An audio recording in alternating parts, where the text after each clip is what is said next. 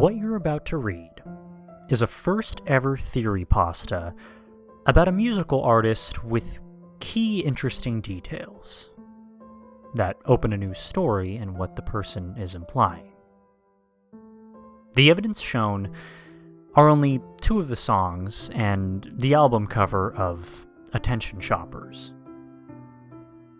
If you aren't interested in Creepypasta stories, you do have the right to read something else.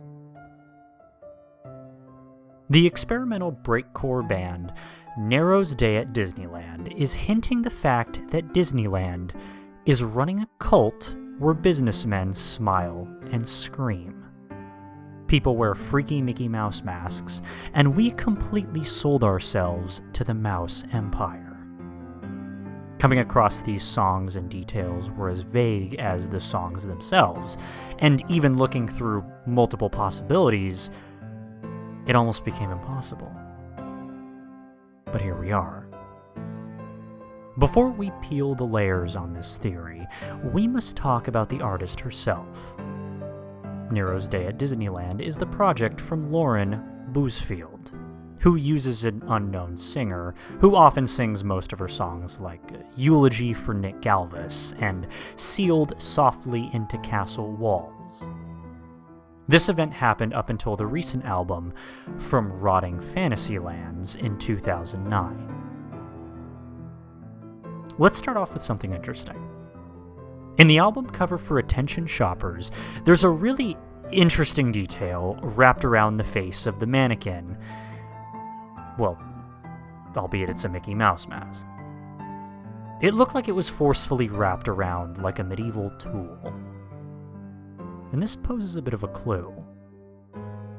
What if she's implying that the ears we wear is a symbol of a mask to cover ourselves from corporate marketing schemes? This is really shown with the songs such as Moonage Daydream, in Isles' Child Protective Services theme song, Everything Must Go and No Money Down, Low Monthly Payments. These songs could point to multiple things: consumerism, endangerment, corruption, secret societies, or even worse, a cult potentially held responsible. About that cult, I theorize that the businessmen I mentioned in the beginning are actual cultists who capture people. You know, they force them to wear masks and force them into purchasing Disney products. This idea could come eerily similar to the song In Isles. On paper, it's a normal glitchy song with classical voices, right? Well, wrong. See, if you think about the name and what the song is implying, the whole story flips over itself. In Isles, the Disney store, people are forced to buy Disney products. But we're forgetting an interesting song though, right? Oh, yeah. Probably end up in a ditch somewhere, probably. Who could it be? I mean, the song could mention many things. How people fall into a deep pit of depression. How people are left dead in the parks. Or as morbid as it sounds, how people are often losing their minds and scream to the top of their lungs. Just like in the song itself. Listen to the scream right at the 1 minute 22 second mark of the song. You hear that? That is the sound of someone succumbing into insanity. And about the song Moonage Daydream, there's an interesting theory about the entire song.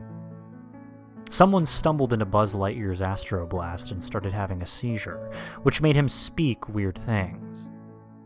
Like, I'm an alligator, or you're squawking like a pink monkey bird, which makes me think this person had a partial seizure, which pushed the person into an episode which caused him to say these words. But if you think that, with all the evidence, that this doesn't prove that Nero's Day at Disneyland isn't a representation of a capitalistic and corrupted cult, with screaming businessmen and people forced to wear Mickey Mouse masks. This will. In the song The Glass Ceiling Cabaret, there's a single lyric that basically pushes the idea with this: current users buy more, and wedged in between us is a marketing scheme. You heard that right. This lyric implies people are trapped in a capitalistic marketing scheme, where people are forced to buy products and wear these mouse masks.